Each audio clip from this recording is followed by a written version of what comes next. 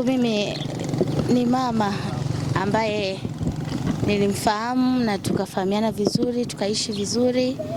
Ni mama ambaye amenilelea watoto wangu Tanzanite na Afrika kwa kipindi kirefu sana.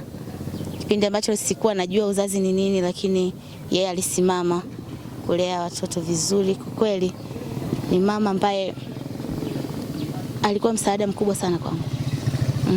Umesafiri kutoka umbali mrefu huo Dar es Salaam mpaka Mwanza, takriban maili 1200. Umeambatana na watoto. Ndio. Yote haya yana uzito gani kwako? Yaani mpaka kufanyika kwa uzito wote huu kuhakikisha kwamba na watoto wanakuwepo katika msiba huu. Nini hasa tunahitaji hapa kujua? Ni upendo. Alikuwa ni mama mwenye upendo sana na wajukuu zake. Sana. Kiasi kwamba ilikuwa haiwezi kupita wiki hajapiga simu kuongea na wajukuu zake. Na mambo mengi katika ulezi, unajua kuna kurekebishana na watoto na nini, alikuwa mstari wa mbele pia. Kama kuna tatizo lolote tunashirikiana kwa pamoja. Ni mama wa hivyo, mama rafiki. Kwa kiukweli, alafu pia japokuwa alikuwa ni mgonjwa muda mrefu anaumwa, lakini nilifiwa na mama yangu. Alisafiri kutoka Mwanza mpaka Moshi kuja kumzika mama yangu pia. Kwa kwangu mimi ilikuwa ni jambo kubwa sana ambalo hakuweza kufutika. Ilikuwa ni lazima nije nimsindikize mama kwenye safari yake ya mwisho. Na labda mara ya mwisho kuzungumza naye ilikuwa ni lini na ilikuwa ni katika mazingira gani? Mara ya mwisho kuzungumza naye tulikuwa tunazungumza tu na mjukuu wake Tanzanite, kwa sababu ndio wanaongeaga sana. Kwa hiyo kuna vitu alikuwa anamuelekeza na nini. Wakasalimia ni kama 2 weeks kabla ya kuanza kuumwa hiyo serious. Mimi nilitamani kumuonyesha namna ambavyo ulikuwa unamheshimu, namna ambavyo hata licha ya kutengana na mzazi mwenzio aliendelea kuwa rafiki yako mpaka anasafiri kwenda kumzika mama yako. Maana kwa bado kuna bondi. Yes. Nataka nifahamu walitumia nguvu kiasi gani labda kurejesha ndoa yenu, na kwa nguvu kubwa hiyo ambayo umemheshimu, kwa nini hapakuwa na jema siku za nyuma? Sasa haya mambo ni kati yangu mimi na mzazi mwenzangu ambaye tulishindwa kufika muafaka. Sidhani kama mama angeweza kufanya chochote, kwa sababu unajua tulikutana sisi na tukashindana sisi. Kwa mama asingeweza kufanya chochote, lakini ni mama ambaye alikuwa na upendo mimi alimchukulia kama mtoto wake kabisa. Saa nyingine nilikuwa nahisi labda ananipenda mimi zaidi kuliko hata anavyompenda Hamisi. Kwa sababu mara nyingi tulikuwa tukiongea zaidi mimi na yeye vitu vingi sana ambavyo hata mimi na mamangu tulikuwa tuzungumzi. Yes. Kupitia kwa Chibaba tunafahamu mshatengana tayari na maisha mengine yanaendelea. Yes. Uhusiano wenu ambao mpaka sasa hivi upo umebaki kwenye kuhusiana kuhusu watoto tu, ama maisha mengine yanaendelea pia ushikaji? Tunawasiliana kuhusu watoto na tunazungumza mambo mengine tofauti, lakini tunaendelea kuzungumza. Tuko vizuri. Au vipi malezi kwa watoto? Unaona amepigwa pasi hapo hichi. Una comment yote kuhusiana na hilo? Mnaendelea kuzungumza. Hamna shida yote. Sawa, sasa kuna swali kwa nauliza. Nasema vipi kuhusiana na malezi ya watoto?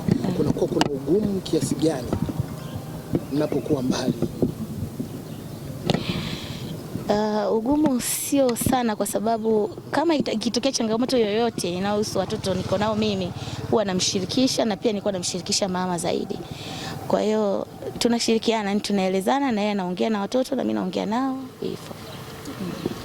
Sola, wewe na mzazi mwenzio mmekuwa darasa kwa watu wengine maarufu, ile bondi yenu, kuintroduce watoto wenu kwa social media na kuwa brands.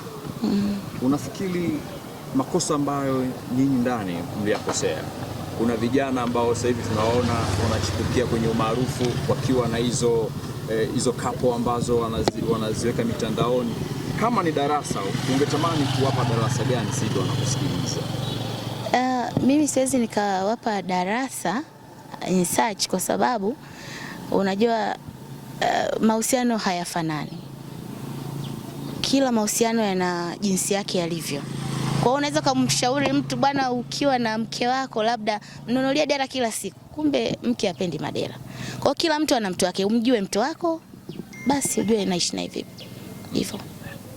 Na unaweza kutuambia athari za kuwaweka watoto mitandaoni ambazo mmezipata, achana na faida?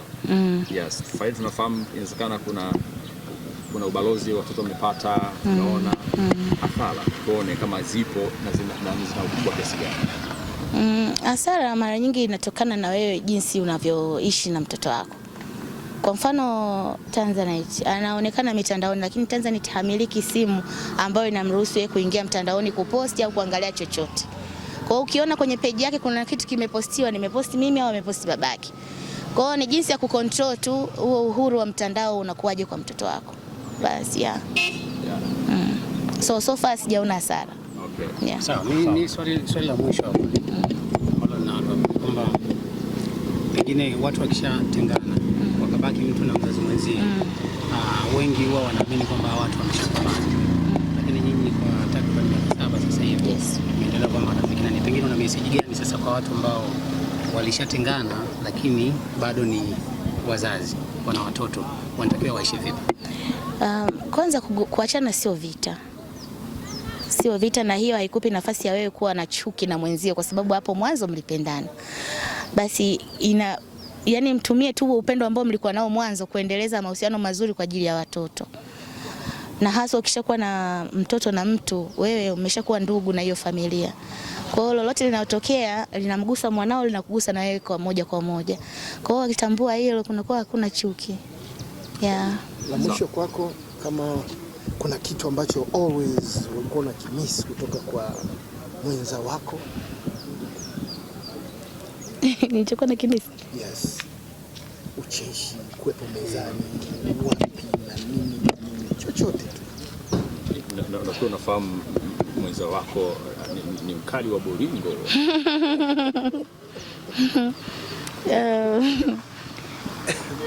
Okay, ni kwamba tu sidhani kama kuna mwanamke yote ambaye anapenda kulea mtoto bila baba. Ni circumstances tu inatokea hivyo, situation vitu vinaenda sideways, lakini kikubwa ni hiyo watoto kumiss baba yao sana zaidi. Yeah, japokuwa anajitahidi sana kila anapopata nafasi kuwa nao. Yeah. Una miss baba kwani? Si unakuwa naye? Ndio. Sawa, shukrani. Asante. Sawa. Kwa wewe binafsi hamna unachokumbuka unachomiss? Okay. Familia karibu.